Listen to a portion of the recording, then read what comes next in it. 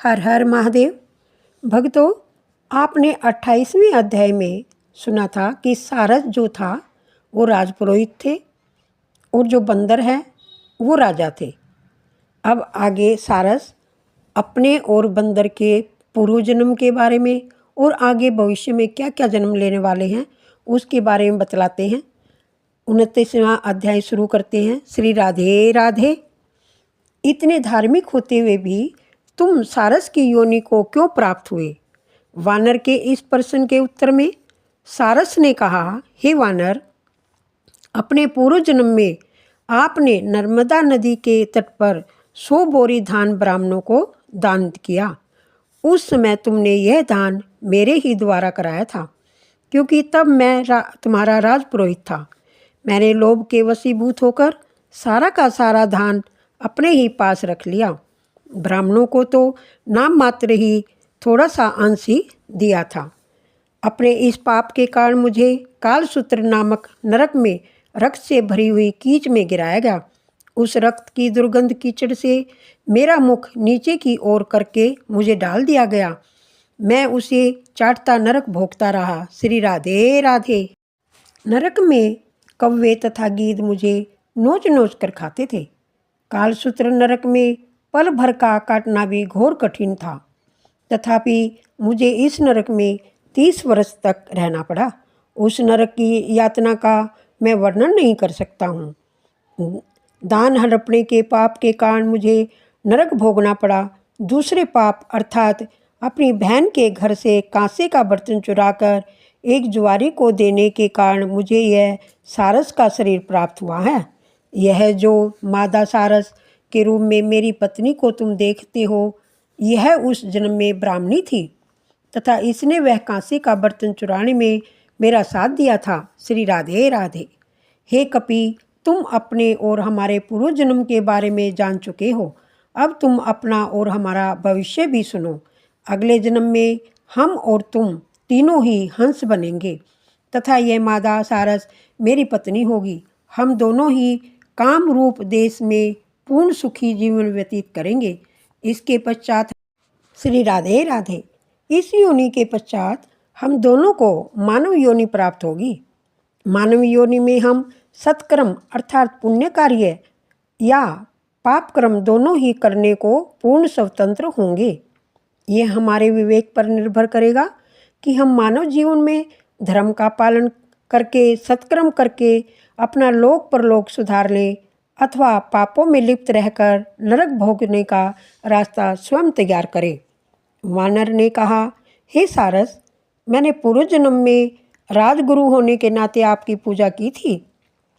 अब भी स्तुति करता हूँ। हे सारस, तुम अपनी पत्नी सहित सुखपूर्वक रहो। तुम्हारा कल्याण हो। तुमने मेरा अज्ञान दूर कर दिया है। अतः अब मैं भी तुम्हारे कथन को ध्यान में रखकर अपना शेष जीवन व्यतीत करूँगा।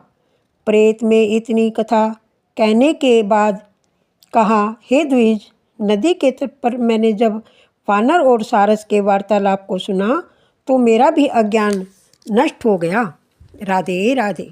इसके साथ ही मन का दुख एवं समस्त चिंताएं भी खत्म हो गई। हे विप्र, गंगा जल के आश्चर्यजनक प्रभाव को मैं देख चुका हूँ, इसलिए मैं आपसे गंगा जल मांग रहा हूँ। मैं बहुत दुखी हूँ। श्री राधे राधे। और मैं गंगा जल पीने को लालायित हूँ।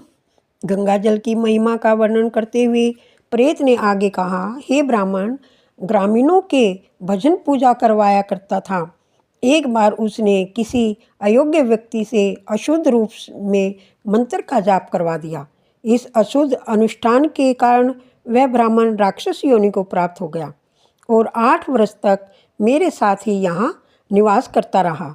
8 वर्ष के बाद उस ब्राह्मण के पुत्र ने अपने पिता की मुक्ति के लिए उसकी अस्थियां एकत्रित करके उन्हें ले जाकर कनखल में गंगा जी के पवित्र जल में प्रवाहित किया। गंगा जल की धारा में अस्थियां गिरते ही वह राक्षस तत्क्षण भर में राक्षस योनि से मुक्त होकर देवलोक को चला गया। श्री राधे राधे। प्रेत ने आगे कहा, हे विप्रवर, गंगा जल के इस अद्भुत तथा चमत्कारी प्रभाव को देखकर ही मैंने आपसे गंगा जल की याचना की है। मैंने अपने पूर्व जन्म में तीर्थों पर बिना कुपात्र या सुपात्र का विचार किए सभी का दान भक्षण किया है, लेकिन स्वयं कभी भी कोई छोटा या बड़ा दान नहीं किया। यही नहीं, मैंने कभी भी उस दान के भार से मुक्त होने का उपाय नहीं किया। इन समस्त अपकर्मों के कारण ही मुझे यह प्रेत योनि प्राप्त हुई है। श्री राधे राधे। अब मैं इस योनि में अत्यंत दुखी हूँ। मुझे इस योनि में भोजन और जल तक प्राप्त नहीं हो रहा। मैं अत्यंत दीनहीन दिशा को प्राप्त हूँ। इस पर्वत पर दुख भोगते हुए मुझे सहस्त्रों वर्ष व्यतीत हो चुके हैं। हे दुष्श्रेष्ठ, अब कृपा कर गंगा जल देकर मेरा शीघ्र उद्धार करने की कृपा करे। प्रेत के प्रेम पूर्वक वचन सुनकर उस पुण्य आत्मा पथिक के हृदय में प्रेत के प्रति करुणा जागृत हुई। उसने दया से द्रवित होकर उस प्रेत को त्रिवेणी का जल पिला दिया। प्रेत ने त्रिवेणी का जल पीने के बाद कुछ जल अपने मस्तक पर लगाया। इसके फलस्वरूप उस प्रेत की काया छूटकर उसे दिव्य शरीर प्राप्त हो गया। श्री राधे राधे। उस दिव्यधारी शरीर ने प्रसन्न होकर कहा, श्री गंगा जी के पवित्र जल का पूर्ण गुणानुवाद नारद, सारद, ब्रह्मा जी भी नहीं कर सकते। यदि गंगा जी की ऐसी चमत्कारी महिमा न होती तो भगवान शंकर गंगा जी को अपने शीश पर क्यों धारण करते। गंगा जल के समान महिमा न तो कोई सिद्धि है और न ही किसी की गति है। श्री गंगा जी सर्वोपरि है। भक्तिपूर्वक गंगा जी की सेवा करने वालों को अवश्य ही मुक्ति प्राप्त होती है। श्री राधे राधे। आपने मुझे गंगा जल पिलाकर मेरा उद्धार किया, अतः ईश्वर हर प्रकार से तुम्हारा भला करे। इस प्रकार अनेक आशीर्वाद देकर वह मुक्त हो चुका प्रेत दिव्य रथ में बैठकर स्वर्ग को प्रस्थान कर गया। श्री गंगा जी गंगा जल, प्रयागराज तथा माघ स्नान के महात्म को सुनकर कथाएं सुन रहा पिशाच माघ मास के त्रिवेणी में स्नान करने के लिए प्रयाग को चला गया।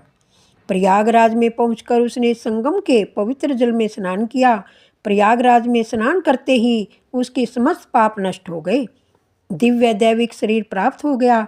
दिव्य शरीर प्राप्त कर वह भक्तिपूर्वक भगवान विष्णु की आराधना करने लगा।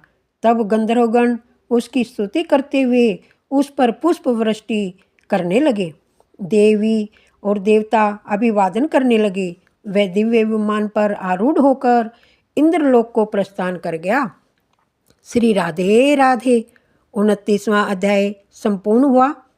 श्रीमन नारायणी नारायणी हरि हरि, लक्ष्मी नारायणी नारायणी हरि हरि। श्री राधे।